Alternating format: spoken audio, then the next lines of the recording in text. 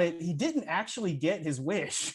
He got a weird monkey's paw version of one. Yeah. Well, I think they both got that kind of moral lesson learning, teaching monkey paw wish, because obviously she thought just being 30 and flirty, life would be better. So everybody's learning that you don't necessarily want what you wish for. You shouldn't get what you wish for. Mm-hmm. And then we can get into my feelings on the end of 13 going on 30 at some point. That's a whole other weird issue, I thought.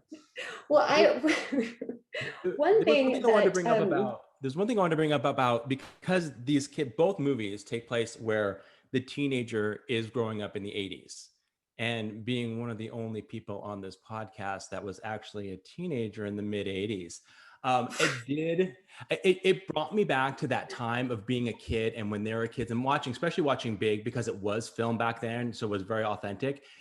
Life as a kid in the 80s, so much different than I have two teenagers, and I know Amber and Steve, you both have two teenagers. Life for teenagers now, completely different.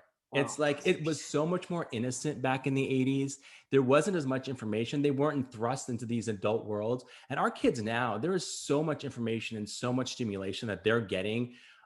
It's not, I mean, I don't even know how you would even play that's now, because the kids right now are so into everything that if they were 30 years old, they'd be like, okay, it's the same exact thing that I'm doing now. I'm just older now. Now get away with stuff. Yeah, because there's so much information that they already have. There's that innocence that I loved from Big, like watching it again. I was like, that innocence, like I miss that. I miss that even in real life. It's like, there's not that same innocence anymore, and that was kind of sad for me watching. I'm like, gosh, I wish my kids kind of grew up in the 80s. It was a different. It's true. Our teenagers today feel so adult already. Yeah, right. But I mean, we had our own. I wasn't a teenager, but I'm just right behind you. We had our own issues. They were of a different type. Right. But I think you're right. Like, kids today at 13 or 14 are much more connected to the world than we ever were. So there was that innocence that we had. The social interaction alone.